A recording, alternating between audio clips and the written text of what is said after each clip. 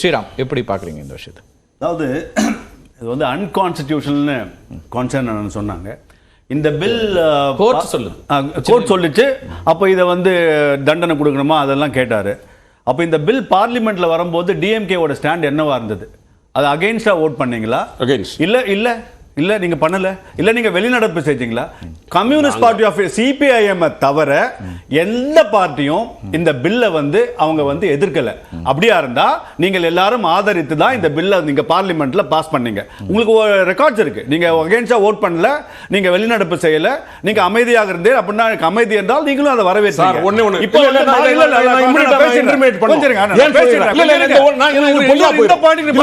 இது 2017 கொண்டு வரப்படுது. இல்ல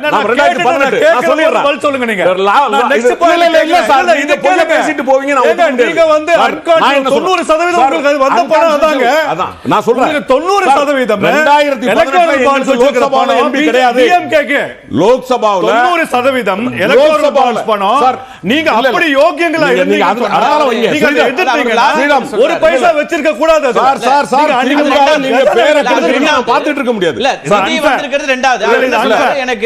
ஆரம்பிக்கிற போதே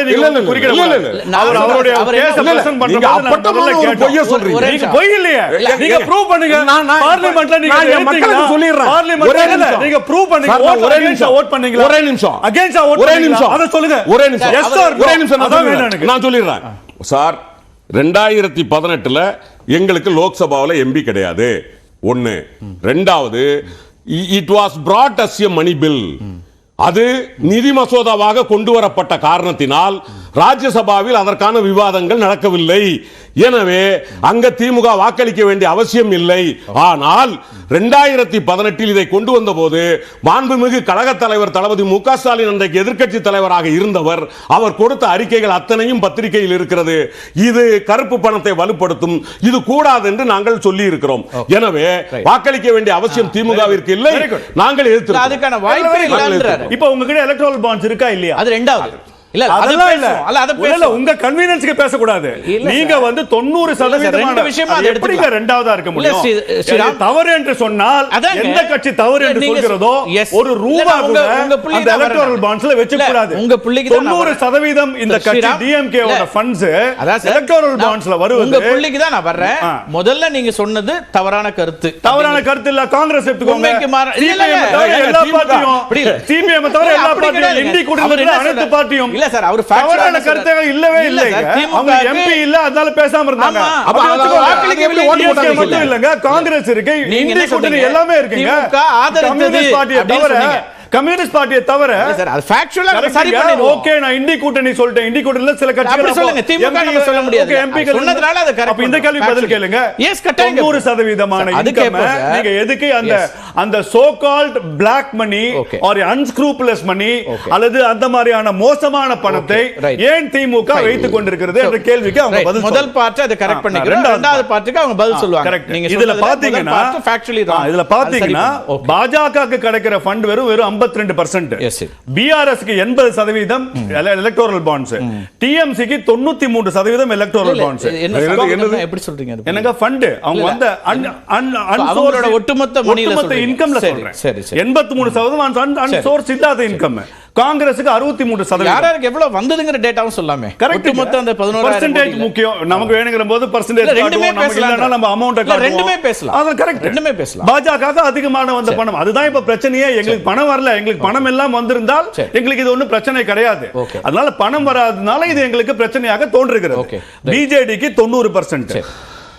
ஒய்எஸ்ஆர் காங்கிரஸ் அவங்களுக்கு வந்த மொத்த தொகையில இதெல்லாம் பாண்ட் மூலமா வந்து இதுல பர்சன்டேஜ்ங்கறீங்க. இதுல வந்து குறைபாடுகள் இருக்கலாம், பார்க்கலாம் எல்லாம். ஆனா இதோட என்ன பிரச்சனை, இதோட மெயின் பாயிண்ட் என்ன, இந்த கவர்மெண்ட் எடுத்துன்னு வந்த போது லீகல் மணி, ஒயிட் மணி எல்லாருக்கும் சிஸ்டம்ல வருது. Point number 1. அது ஏன் டிஸ்க்ளோஸ் பண்ணல? ஏன்னா ரைட் டு இன்ஃபர்மேஷன் ஓட்டருக்கு ஒரு அத பத்தின விவரமே இல்ல. இவங்களோட கவர்மெண்ட் ஸ்டாண்ட சொல்றேன். யாருக்கு அதிகமாக கொடுத்தா என்பதை வெளிப்படையாக தெரிந்தால், இந்த எலக்டோரல் பாலிடிக்ஸ்ல இன்னைக்கு நான் ஆட்சியில் இருக்கலாம், நாளைக்கு அவர் ஆட்சிக்கு வரலாம். எனக்கு இந்த வாட்டி அதிகமாக கொடுத்து அவருக்கு தெரிந்திருந்தால் அவர்கள் ஆட்சி வரப்போது கொடுத்தவர்கள் மேல் நடவடிக்கையோ என்னமான ஒரு பிரச்சனைகளோ வரும்ன்ற காரணத்துக்காக தான் அது அனானிமிட்டி.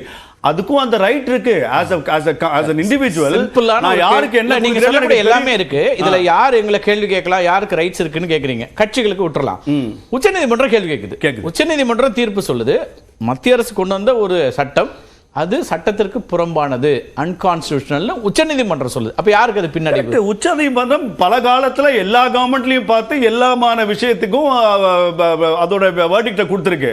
ஆனா நமக்கு வேணுங்கிற சாதகமான ஒரு வேர்டிக்ட் வந்தா மட்டும் அந்த உச்சநீதிமன்றத்தை நல்ல புகழ்ந்து பேசுவதும், நமக்கு நமக்கு எதிர்பாராத நீதி வந்தா அந்த சுப்ரீம் கோர்ட் ஜட்ஜ் மேல ஏதாவது ஒண்ணு சொல்றதும் அந்த மாதிரிலாம் இல்ல.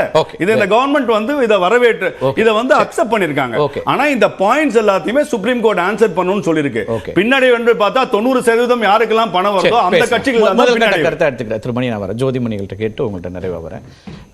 எல்லா கட்சிகளும் வாங்கியிருக்கீங்க அப்படிங்கிற கருத்தை அவர் முன்வைக்கிறார். ஏதோ பாரதிய ஜனதா கட்சி மட்டும்தான் இந்த நிதியை பெற்றிருக்கிறதா, இது முறைகேடான மணி அல்லது நேரடியாக மக்களுக்கு வாக்காளர்களுக்கு தெரியாம வருதுன்னா அதுல காங்கிரஸும் அல்லது இந்தியா கூட்டணியும் தானே வாங்கியிருக்குன்னு ஸ்ரீராம் ஒரு விமர்சனத்தை முன்வைக்கிறார். ஜோதிமணி, நீங்க இந்த தீர்ப்பை எப்படி பாக்குறீங்க? இந்த விமர்சனத்துக்கான உங்க பதில்.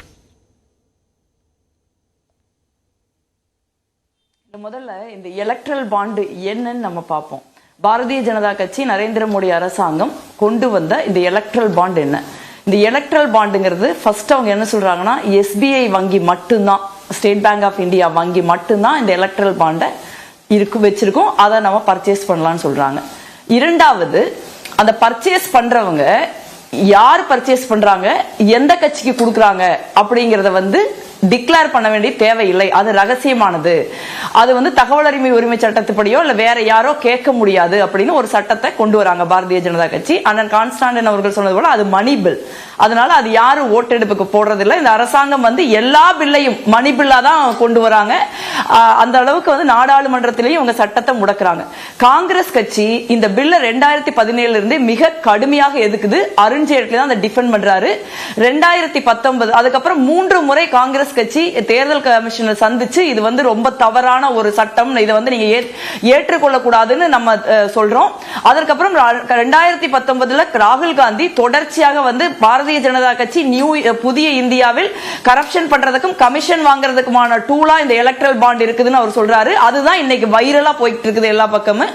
2019 காங்கிரஸ் கட்சியின் தேர்தல் அறிக்கையில காங்கிரஸ் கட்சி ஆட்சிக்கு வந்தால் இந்த தேர்தல் பத்திரம் ரத்து செய்யப்படும் அப்படிங்கிற வாக்குறுதியும் கொடுத்திருக்கோம். இன்னைக்கு வந்து இந்த வழக்கு, இந்த வரலாற்று சிறப்பு மிகுந்த தீர்ப்பு வந்திருக்கிறதுல இதுல வழக்கு போட்டவங்கல்ல காங்கிரஸ் கட்சியினுடைய தலைவர் ஜெயா தாக்கூரும் ஒருத்தர். அதனால காங்கிரஸ் கட்சி கன்சிஸ்டன்டா வந்து இந்த ஊழல், பாரதிய ஜனதா கட்சியின் பல்வேறு ஊழல்கள்ல இது ஒரு முக்கியமான ஊழல்ங்கிறது இதை கடுமையா நம்ம எதிர்த்துட்டு வர்றோம். இதுல வந்து இது வந்து சட்டமாகிடுச்சு. எலக்ட்ரல் பாண்டுங்கிறது சட்டமாகிறப்ப நீங்க வந்து பணம் வாங்க முடியாம போகுது. தேர்தல் அரசியல் கட்சிகள் வந்து வேறு விதமான பணங்களை பெரிய தொகையை வாங்க முடியாம போகுது. இன்னைக்கு நம்ம பார்க்கிறோம் தேர்தல் எவ்வளவு செலவாகுதுன்னு. பாரதிய ஜனதா கட்சிக்கு 52% வந்திருக்குன்னு சகோதரர் சொல்றாரு. அந்த 52% எவ்வளவு? 6566 கோடி ரூபாய். காங்கிரசுக்கு 61% எவ்வளவு? 1123 கோடி ரூபாய். திரிணாமுல் காங்கிரசுக்கு 93% எவ்வளவு? 1092 கோடி ரூபாய். அந்த மாதிரி பிஜேடிக்கு 774 ரூபாய். வந்த பணத்துல நீங்க வந்து பாரதிய ஜனதா கட்சிக்கு வந்த பணம் எவ்வளவுன்னு பாத்தீங்கன்னா முழுக்க இந்த பணம் வந்து பாரதிய ஜனதா கட்சிக்கு இந்த முறையெல்லாம் 90% பணம் போயிருக்கு. இது ஏன் நம்ம ஊழல் சொல்றோம் அப்படின்னா, இப்ப அதானி போன்ற நரேந்திர மோடி அவர்கள் நண்பர்களுக்கு துறைமுகங்கள், விமான நிலையங்கள், அலைக்கற்றைகள், இந்த மாதிரி இந்தியா மொத்தமே விற்கப்படுகிறது. எந்த விதமான டெண்டர் இல்லாம, எந்த விதமான அரசாங்க சட்டத்தையும் ரூல்ஸையும் ஃபாலோ பண்ணாம இந்தியாவையே விற்கிறாங்க. அப்படி இந்தியாவை நரேந்திர மோடி அரசாங்கம் விற்கிறப்ப கார்ப்பரேட்டுகளுக்கு அவர்கள் வந்து அதற்கு பிரதியுபனாக வந்து இந்த பணத்தை வந்து பாரதிய ஜனதா கட்சிக்கு கொடுக்கறாங்க. தேர்தல் பத்திரமா கொடுக்கிறது ஒரு பகுதி, தேர்தல் பத்திரமா இல்லாம கொடுக்கிறது பல பகுதி. அது ஒரு விஷயம் இருக்கு. சோ அப்ப இந்த பாரதிய ஜனதா கட்சி இந்த நாட்டை கொள்ளையடிச்சு ஊழல் பண்ணுவதற்காக சட்ட ரீதியாக கண்டுபிடிச்ச ஒரு வழிதான் இந்த எலக்ட்ரல் பாண்ட். அதனாலதான் வந்து இது காங்கிரஸ் கட்சி, திராவிட முன்னேற்ற கழகம் உள்ளிட்ட அனைத்து கட்சிகளும் இதை எதிர்க்கட்சிகள் எல்லாம் நாங்க எதிர்க்கிறோம். இந்தியாவுடைய ஜனநாயகத்தை பேரழிவை ஏற்படுத்தக்கூடியது. அதே விதமான தேர்தல் பத்திரம் மூலமா நீங்களும் பணம் பெற்றிருக்கீங்களேங்கிற விமர்சனத்தை வைக்கிறார். எதிர்த்த ஒன்றின் மூலமாக நீங்களும் பெற்றிருக்கீங்களே அப்படிங்கிறார்.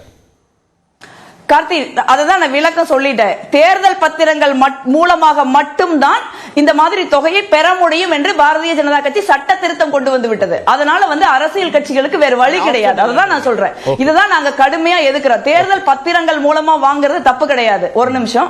ஆனா அந்த தேர்தல் பத்திரங்கள் ரகசியமானவை என்று சொல்றதுதான் பிரச்சனை.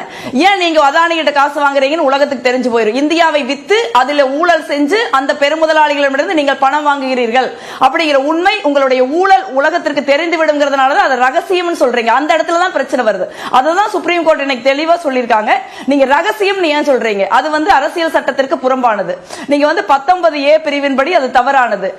தகவல் அறியும் உரிமை சட்டத்தின்படி அது தவறானது. ஒரு சாதாரண வாக்காளருக்கு, ஒரு சாதாரண குடிமகனுக்கோ குடிமகளுக்கோ ஒரு அரசாங்கத்தில் வெளிப்படைத்தன்மை இருக்க வேண்டும் என்பதை தெரிந்து கொள்வதற்கான உரிமையை அது மறுக்கிறது. இது வந்து பெரிய பெருமுதலாளிகளிடமிருந்து அரசியல் கட்சிகள், அரசாங்கங்கள் அவங்களுக்கு ஒரு குவிட் ப்ரோ கொடுக்கல் வாங்கல் இருப்பதற்கான ஒரு வாய்ப்பு இருக்கிறது. அதனால இதை ஏத்துக்க முடியாதுன்னு சொல்றாங்க. ஒண்ணு. இரண்டாவது, நீங்க SBI வங்கி இது யாரெல்லாம் வந்து யாரெல்லாம் இந்த பாண்டை பர்ச்சேஸ் பண்ணிருக்காங்க அப்படிங்கறத நீங்க வந்து வெளியில சொல்லணும் அப்படின்னு சொல்லி அதுக்கு ஒரு டெட்லைன் கொடுத்திருக்காங்க. இப்ப தெரிஞ்சு போயிடும் எந்த கட்சிக்கு யார் யார் பணம் கொடுத்தாங்க, எதன் மூலமா பணம் வந்திருக்கு, அவங்க எல்லாம் இந்த அரசாங்கத்துல என்னென்ன பெனிஃபிட் அடைஞ்சிருக்காங்க அப்படிங்கறத நம்ம தெரிஞ்சுக்க முடியும். அதனால இது ரொம்ப முக்கியமான சட்டம். பாரதிய ஜனதா கட்சியின் பல்வேறு ஊழல்கள்ல இது ஒரு ஊழல். அந்த ஊழல் இன்னைக்கு உச்சநீதிமன்றத்தினால் வெளிக்கொணரப்பட்டிருக்கிறது. அப்படிங்கிறது முரண்படுறீங்களா நீங்களும் திரு கான்ஸ்டன்டைன்? நம்ம பாக்குறோம். அவரு இதுல எந்த இம்பாக்டும் இல்ல அப்படின்றாரு. நீங்க வரலாற்று சிறப்பு மிக்க தீர்ப்புன்றீங்க. அந்த பார்வையில ஏதாவது முரண்டு இருக்கா அப்படின்னு கேக்குறேன். இல்ல, இந்த தீர்ப்பை வந்து இந்த தீர்ப்பை வந்து நான் எப்படி சொல்றேன்னா, அண்ணன் சொல்றதுல ஒரு பார்ட்ல உண்மை இருக்கு. நான் அதை நான் எப்படி பாக்குறேன் அப்படின்னா, நீங்க வந்து உடனடியாக வந்து இதனால தேர்தலில் ஊழல் ஒளிஞ்சிட போறது இல்லை. ஏன்னா பாரதிய ஜனதா கட்சி பண்ணுகிற ஒரு ஊழல் தான் இந்த தேர்தல் பத்திரம். இது இல்லாம அவங்க பல்லாயிரம் ஊழல்களை பண்றாங்க. அதன் மூலம் தான் பணத்தை குவிக்கிறார்கள். அதன் மூலம் தான் 300 கோடி 200 கோடி ரூபாய் கொடுத்து சட்டமன்ற உறுப்பினர்களை விலைக்கு வாங்கி ஆட்சிகளை, மக்களால் தேர்ந்தெடுக்கப்பட்ட ஆட்சியை கவிழ்த்து பின்வாசல் வழியா வர்றாங்க. இன்னைக்கு பாரதிய ஜனதா கட்சி தேர்தலில் செலவு செய்யற பணத்தை பாத்தீங்கன்னா நம்ம அதிர்ச்சி அடைஞ்சிடலாம். 70 ஆண்டு காலம் 50 ஆண்டு காலம் ஆண்ட ஒரு காங்கிரஸ் கட்சிக்கு இன்றும் வந்து ஒரு அலுவலகத்தை கட்டி முடிக்காம நாங்க திணறிக்கிட்டு இருக்கோம். ஆனா இந்தியா முழுவதும் பாரதிய ஜனதா கட்சி அனைத்து மாவட்டங்களிலும் இடம் வாங்கி அடுக்குமாடி கட்டிடங்களை கட்டியிருக்காங்க. பாரதிய ஜனதா கட்சியை சேர்ந்தவர்கள் மிக வசதியாக ஒரு குறுகிய காலத்தில் வாழ்றத நம்ம பார்க்க முடியுது. சோ அப்ப அந்த ஊழல்ங்கிறது பெருக்கெடுத்து ஓடுகிறது நரேந்திர மோடி ஆட்சியில். அந்த ஊழலை இந்த தீர்ப்பு வெளிக்கொண்டு வந்திருக்கிறது. பத்திரங்கள் மூலமா வர்ற பணம் மொத்தமே ஊழல் அப்படின்னா வாங்கக்கூடிய எல்லா கட்சிகளும் ஊழல் பணத்தை பெறுகிறதாங்கிற ஒரு கேள்வி சேர்ந்தே வருது இல்ல? அப்ப அதுல குவிட் ப்ரோகோ என்ன இருக்கு அப்படிங்கிற கேள்வி அது இப்ப தெரிஞ்சிரும்ல.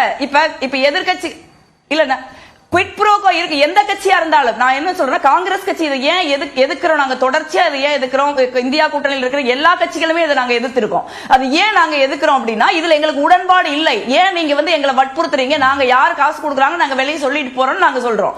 இப்ப இந்த தேர்தல் பத்திரத்துல சட்டப்படியே அப்படி இருக்க, நீங்க யாரு வந்து இத பர்ச்சேஸ் பண்றாங்க அப்படிங்கிறது வெளியே சொல்லக்கூடாது அப்படிங்கறத உச்சநீதிமன்றம் நாங்க வெளியே சொல்ல தயாரா இருக்கோம். அந்த சட்டப்படி சொல்லக்கூடாது. ஓகே, இல்ல நான் சொன்னது நீங்க ஒரு பொலிட்டிக்கலா நாங்க என்ன இத்தனை நாளா ஒரு அக்யூசேஷன் வைக்கிறீங்க இல்லையா, இதன் மூலமாக வரக்கூடிய அத்தனை பணமும் ஊழல் பணம்னு ஒரு அக்யூசேஷன் வச்சீங்கன்னா, அந்த தரப்புல இருந்து இதன் மூலமாக எல்லா கட்சிகளும் பெற்றிருக்கிறார்கள், அவை அத்தனையுமே ஊழல் பணமா அல்லது அதுக்கு கைமாறு இருக்கிறதாங்கிற ஒரு கேள்வி சேர்ந்தே தானே வரும்.